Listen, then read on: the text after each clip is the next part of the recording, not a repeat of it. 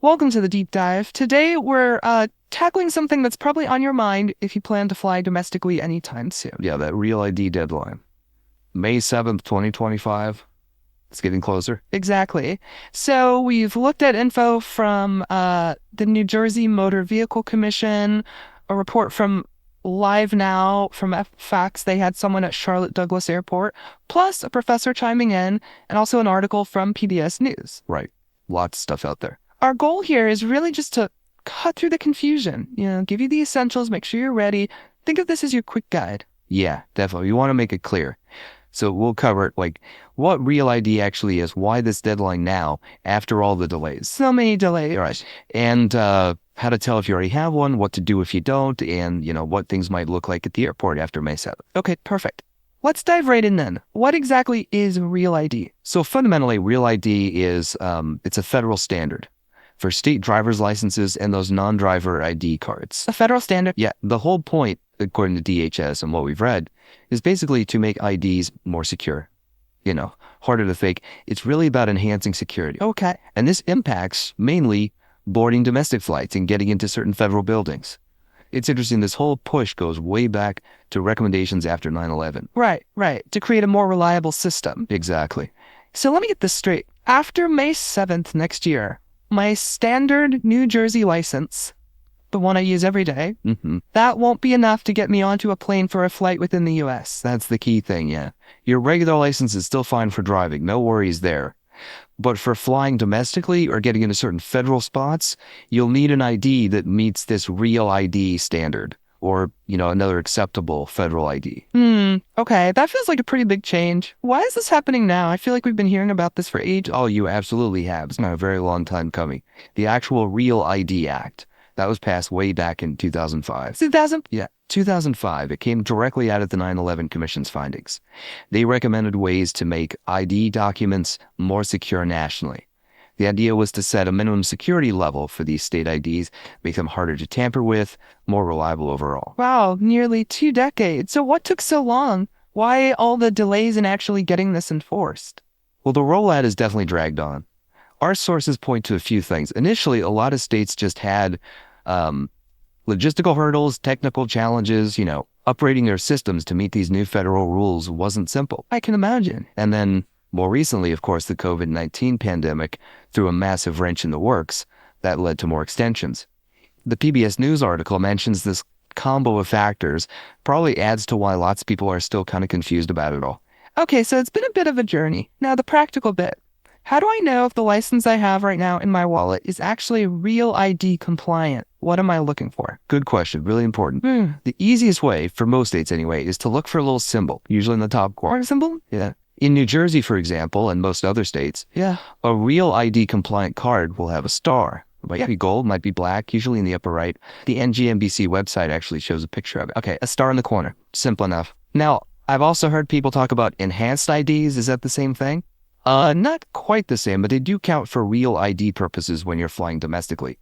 So a few states, let me see, Michigan, Minnesota, New York, Vermont, and Washington, they offer these enhanced licenses or IDs. Okay. The interesting thing with those is not only are they good for domestic flights, but you can also use them for like driving or walking across the border into Canada or Mexico or coming back by land or sea. Oh, okay. More versatile then. A bit, yeah. Yeah. They usually have an American flag on them and the word enhanced.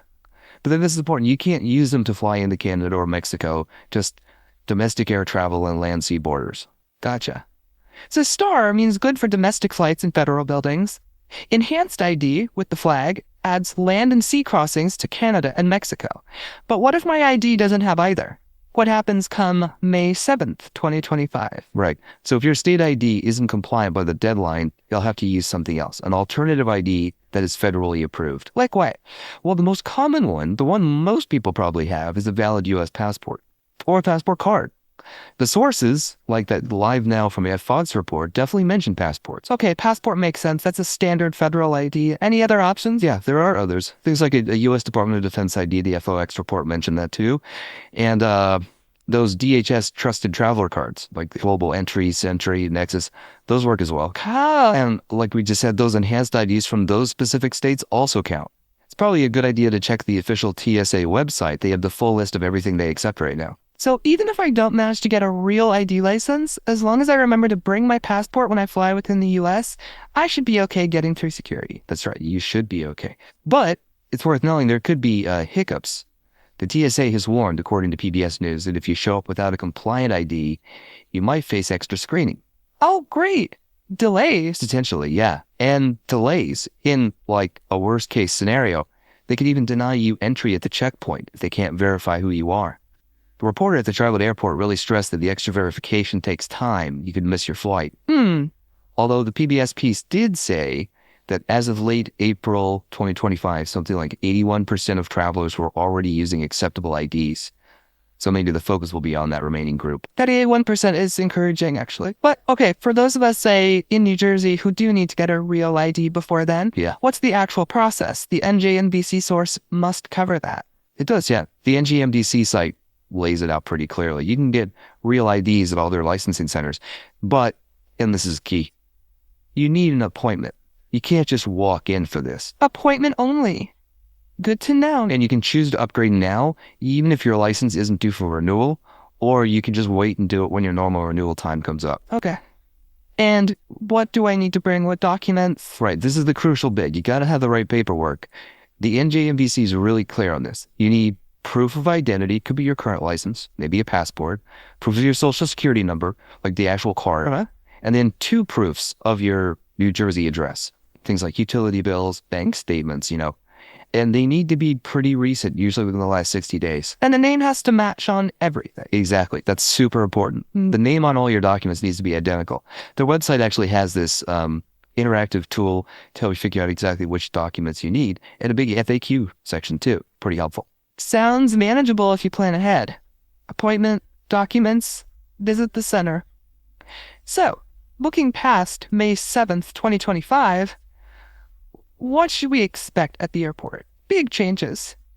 Massive lines. Well, the TSA knows this is coming, obviously, and according to that Live Now from FX report, they're trying to set things up so it doesn't massively impact wait times. Hopefully. Yeah, fingers crossed.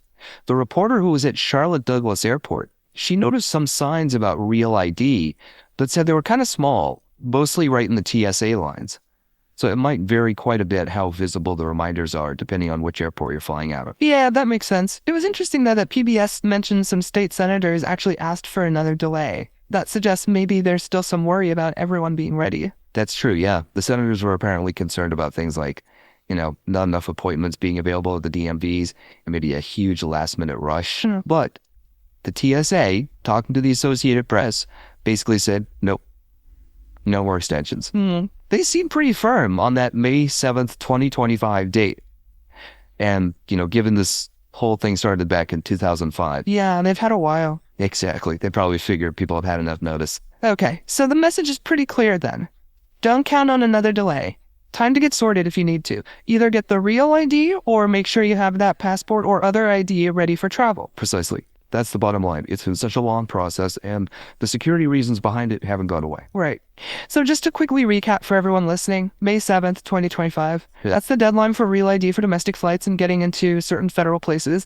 Check your license or state ID now. Look for that star or maybe the word enhanced with a flag if you're in one of those specific states. Yep, do that check. If you don't see either, a valid U.S. passport works fine, or another federally approved ID like global entry.